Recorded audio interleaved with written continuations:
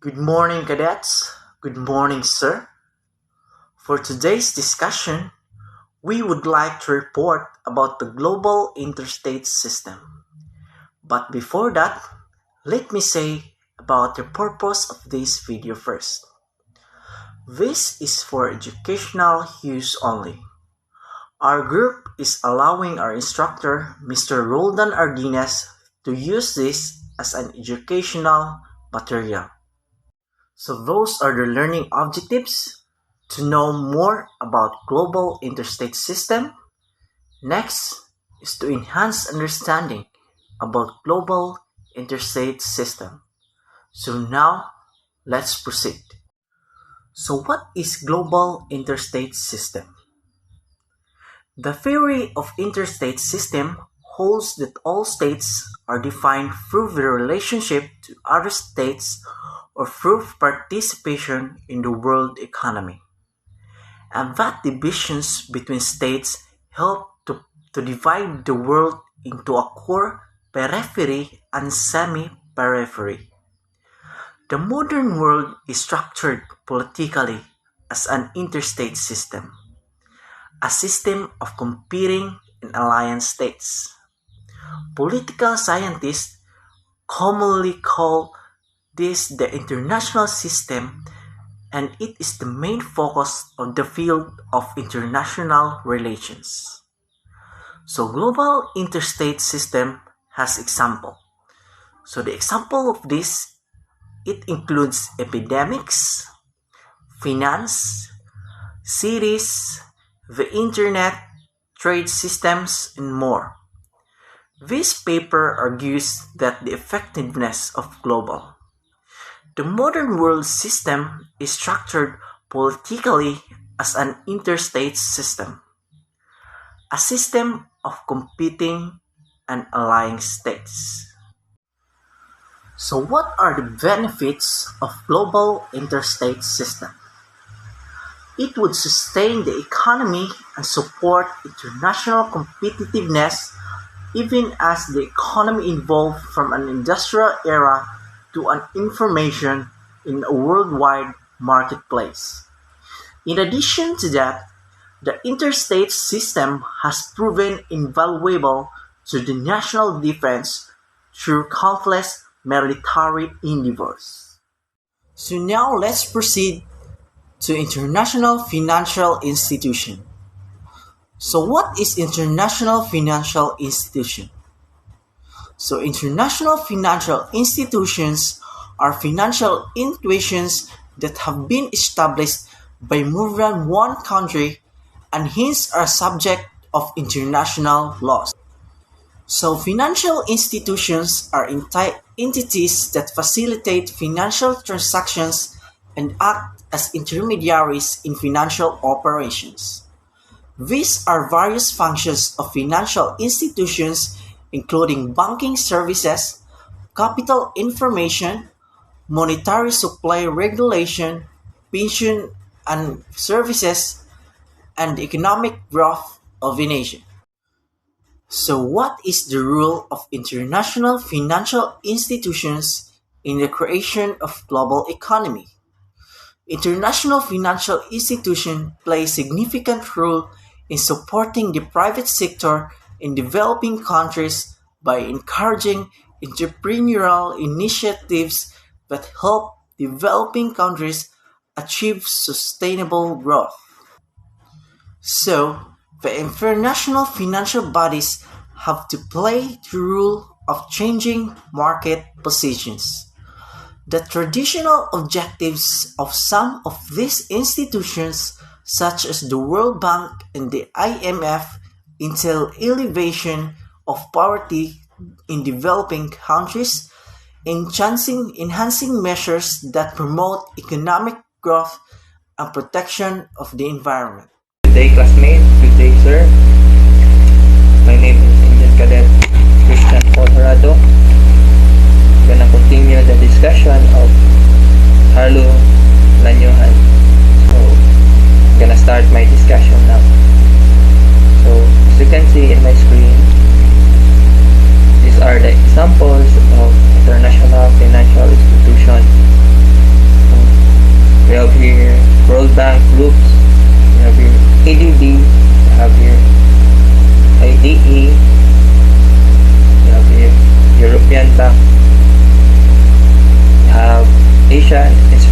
Infrastructure Investment Bank, and lastly, Green Climate Funds.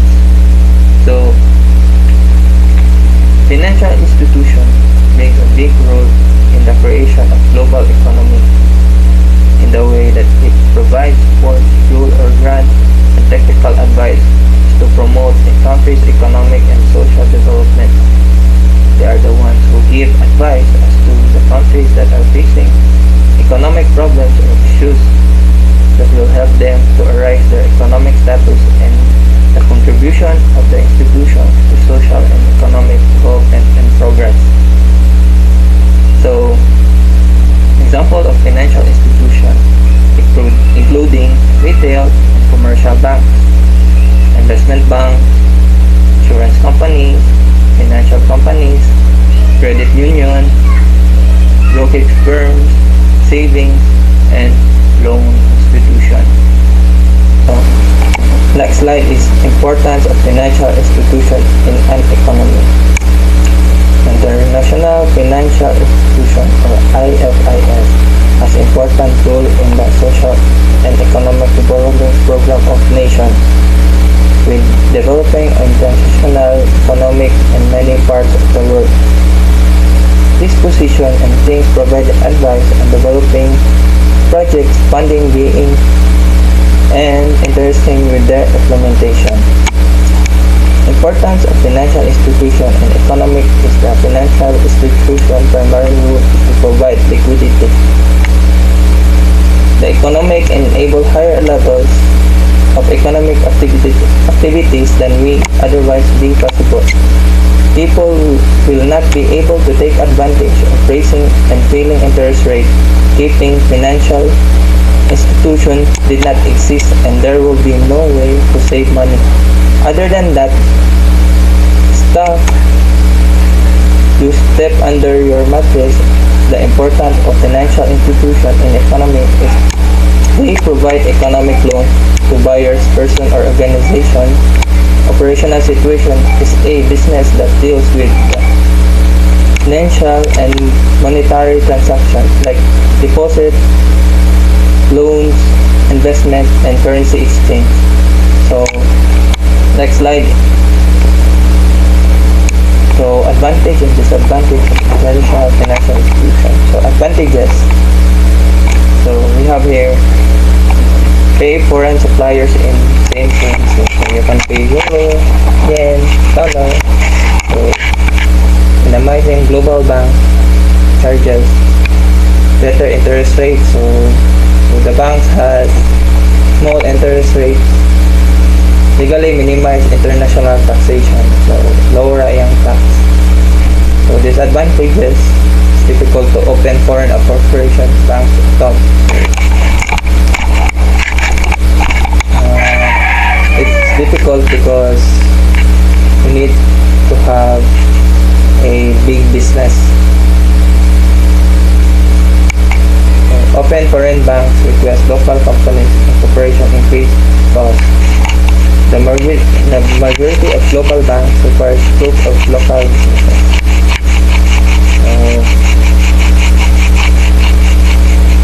So this is all my report. So I'm gonna give the floor to the next reporter. So that's all. Thank you, sir.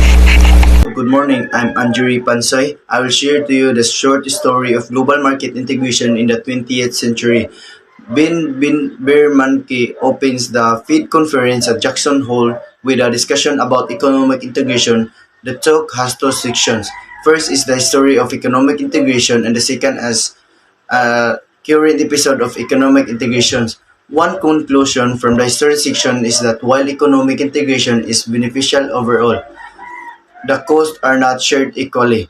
A third observation is that social escalation and consequently often social resistance may result when economies become more open. An important source of escalation is that as the principle of comparative advantage suggests, the expansion of trade opportunities tends to change the mix of goods that each country produces and the relative returns to capital and labor. The resulting shifts in the structure of production impose costs on workers and business owners in some industries and thus create a consequence that opposes the process of economic integration. More broadly, increased economic independence may also engender opposition by simulating social or cultural change, or by being perceived as benefiting some groups much more than others. Good morning, I am Patrick Gilbert Singapore. I report about the history of global market in 20th century. 100 years ago, the international economy was entering the 20th century with the flow of goods, services, and capital in human history. The previous century had witnessed expansion of global export and trade, and rising living standards of Europe of North America. The pace never before continued expansion allowed the upward distribution of trading and restoration of the previous situation. So, history of global market in 20th century. Cold War had lasting effect through the century. Economic development and social growth were important goals of many independent nation and industrialization spread and building. So, global market, history of global market in 20th century. It shows a higher share of trade in merchant production of growth of the trade in service of the rise production of the trade by multinational firms was substantial advances in international market integration and the creation of a truly world economy. Technological advance was critical in this. Telegraph systems were established in most countries, including the major market of British and India. Thank you. Good morning, everyone. My name is Kent Anthony C. Apari, and I am here to tackle about the attributes of global corporations. And what are the attributes of global corporations? Global corporations are typically large, multinational companies that have a great amount of control over the world. These organizations have the ability to make decisions about what happens in our society and economy. They can be thought as existing separate from the rest of society, since they don't necessarily answer to anyone but themselves. There is no one person or group who has ultimate control over them. They are typically run by a board of directors that is comprised of various individuals. The members may have different interests, which means they have disagreed or certain decisions and how to go about running the organizations. This can lead to strife, backstabbing, or even lawsuit. So, it is organization that handle many companies compares to other global corporations. Then it depends on what goals, vision, and mission ana ng corporation. It is either for the good of the country or industry. Then there are many countries want to get their power as a corporations, and also it is a large group consisting of different leaders. They are also part of the core group known as board of directors. For me, it is the same with Asians. It involves different leaders for each country merged together from an alliance with common objectives or goal. And every decision is not decided by one, but as a whole. They have to form a meeting where they will cast votes of their choices. They will see to it that each member or leader will agree to that decision, or majority of the board have agreed to the said agenda or platform. So, sophisticated technology, it is the most advanced or complex that others same sa the same sa Japan or China, USA, unlike sa tuwa. So right skills, the combination of knowledge, personal qualities and abilities that you've developed through your life and work. So right skills based on experience. And advertising, a communication with the users of a product or service. Advertising using money to go to television, computers, and etc. So good quality products, a solid value proposition, and solve a real problem, be understandable by users, perform their task as easily and efficiently as possible, and become better and harder to part with the more they are used. That's all. So good day everyone, I am Engine Cadet Andre Sabati Jr. So I will continue the report of Engine Cadet Apare. So what are the attributes of global corporations? So these organizations are motivated to make profit since that is what they exist for. So they have a natural tendency toward expansion and growth. It may argue that these entities have become too large and powerful. So this is because they are in control of much economic activities. So they can cause havoc if they do not operate properly. So they have the ability to bankrupt or destroy and almost anyone who stands in their way. So let me explain. So okay, when we say global corporation, it is a large companies that have a great amount of control over the world. So with this organization, it is motivated to make profit around the world since that is what they exist for towards expansion and growth of the said country that is have control of much economic activity in order to grow more. But then if they do not play the role properly as a part of the organization, it can cause havoc if they do not operate properly. So therefore, the economic growth will slowly decrease of that happen and have the ability to bankrupt or destroy almost anyone who stands their way. So the following are the common characteristics of multinational corporations. So the first is very high assets and turnover. When we say assets and turnover, it is to become a multinational corporations that could help to get high profit in return. But the business must be large and must own a huge amount of assets, physically and financial, that are able to generate substantial profit. So next is network of branches. So what is network of branches? So network of branches mean to maintain a good production and marketing operation in the said different countries.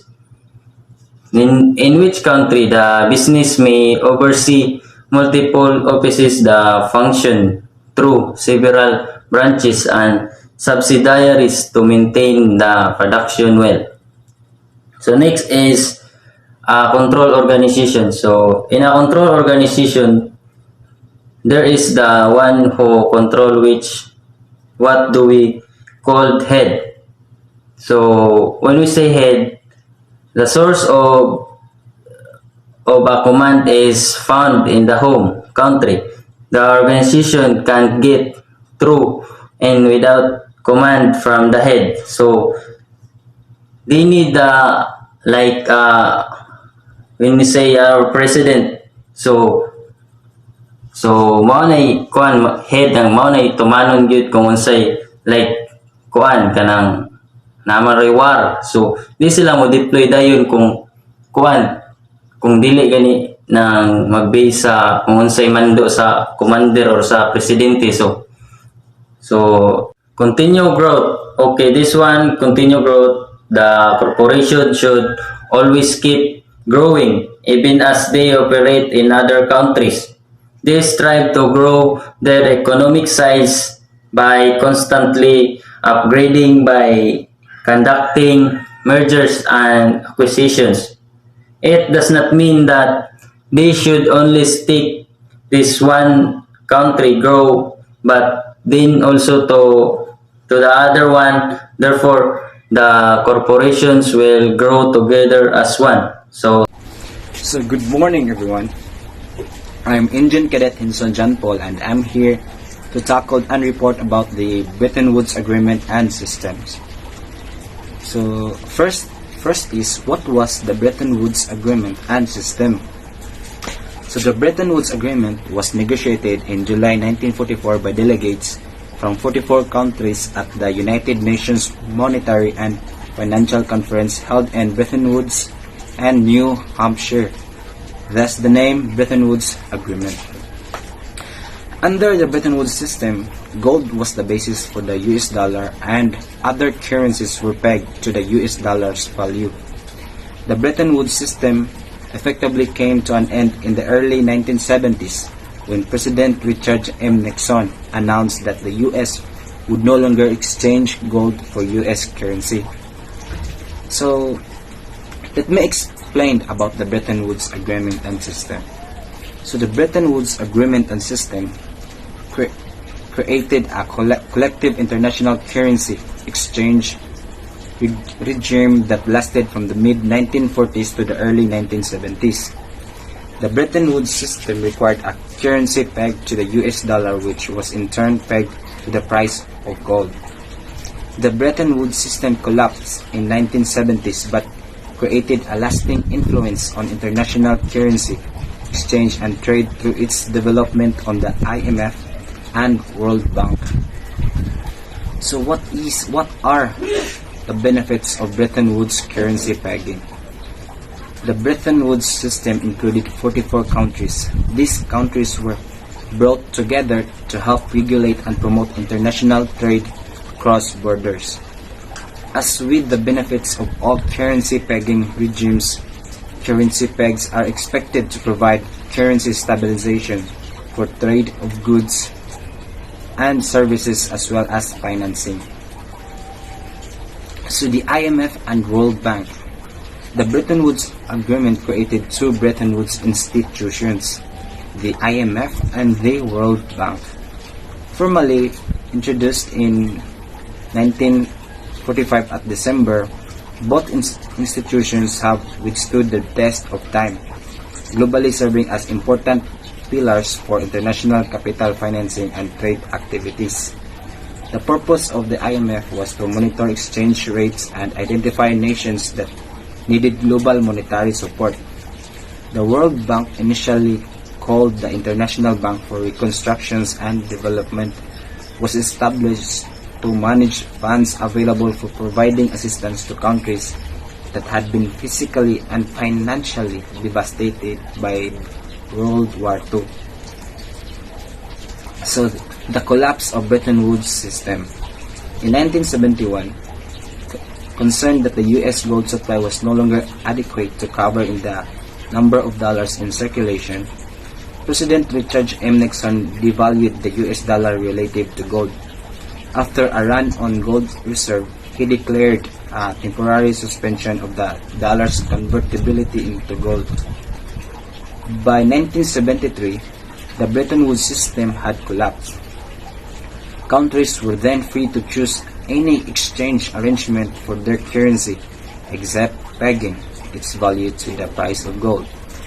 They could, for example, link its value to another country's currency, or a basket of currencies, or simply let it float freely and allow market forces to determine its value related to other countries' currency. So the rise of the Bretton Woods system. The Bretton Woods Agreement remains a significant event in world financial history. The two Bretton Woods institutions is created in the International Monetary Fund, and the World Bank played an important part in helping to rebuild Europe in the aftermath of World War II. Subsequently, both institutions have continued to maintain their founding goals while also transitioning to serve global government interests in the modern day. So that's all for the Bretton Woods system. Thank you. Hello and welcome to universityofshed.net. This lecture is taken from University of Shed's economics series and is on the Bretton Woods system. Although technically within the United Nations system, the Bretton Woods institutions, the two most important of which are the World Bank and the IMF, the International Monetary Fund, have possessed a strong sense of their own independence since their inception in July 1944. Named after the village in New Hampshire, USA, where 44 allied countries met to discuss the closer integration and management of the global economy, their purpose was clearly outlined by US Treasury Secretary Henry Morgenthau, who said that the aim of the conference was the creation of a dynamic world community in which the peoples of every nation will be able to realize their potentialities in peace. The institutions were established whilst the Second World War was still in process, but was clear that the Allies were going to win. The spectre of millions of bodies on the battlefield and of the Great Depression just a decade and a half previously loomed large in the minds of the delegates, and it was clear that a new global financial order was necessary. The IMF's responsibility was to monitor exchange rates and to lend reserve currencies to nations with trade deficits, thereby helping them stave off bankruptcy and hyperinflation. Its goal was also to encourage and further international trade. The role of the World Bank can be seen in its original name, the International Bank for Reconstruction and Development. The IBRD would lend money to countries whose economies and systems of infrastructure had been ravaged during the war. Nowadays, the IMF has 187 members, 4 times the number of original signatories. Since its inception, the IMF has had to deal with a number of severe economic crises, all of which have shaped its role and responsibilities in some way. This includes the end of the fixed-rate exchange system in 1971, the oil shocks of the mid-1970s, the international debt crisis of the 1980s, the economic fallout following the collapse of the Soviet Union after 1989, and the international economic crisis from 2007 onwards. Its work can be categorised as falling into 3 distinct areas. Surveillance, observing global trends and advising on macroeconomic issues. Technical assistance, assisting low and middle income countries in managing their economies. And lending, providing support to help countries avoid balance of payment deficit and potential bankruptcy. The World Bank is the largest public development institution in the world. In 2010, it lent $72 billion US. Its main focus is on reducing poverty and creating sustainable growth in the world's poorest countries, specifically those in Africa, as well as post-conflict countries and fragile states. The World Bank focuses on funding projects, for example building schools and hospitals, or in providing water and electricity. As their name suggests, they also have a global remit and concentrate their efforts on cross-border issues such as trade, climate change and infectious diseases. There are many criticisms made of the IMF and World Bank. 3 of the most often repeated ones are: firstly, their economic policies are neoliberal, i.e. ultra-free market, and therefore represent a Western ideal of economic interaction, which may not be suitable for all countries. Furthermore, the conditionalities, the enforced economic changes, placed by the institutions on recipient countries through mechanisms such as structural adjustment programs are unfair. Secondly, the management of the institutions is dominated by industrialized countries. Unlike, say, the UN General Assembly, voting is dictated by the percentage of shares held, thus allowing some countries to wield an effective veto. Thirdly, there have been questions raised in terms of the ethics of some of the projects funded. For example, hydroelectric dams which may produce much needed power, but the construction of which requires the displacement of indigenous peoples living nearby. In conclusion, the Bretton Woods institutions have had a huge influence on the global economy, but they have not been without their controversies. However, at the end of 2011, as national economies struggle, the role of these supranational economic organisations is only going to become more important.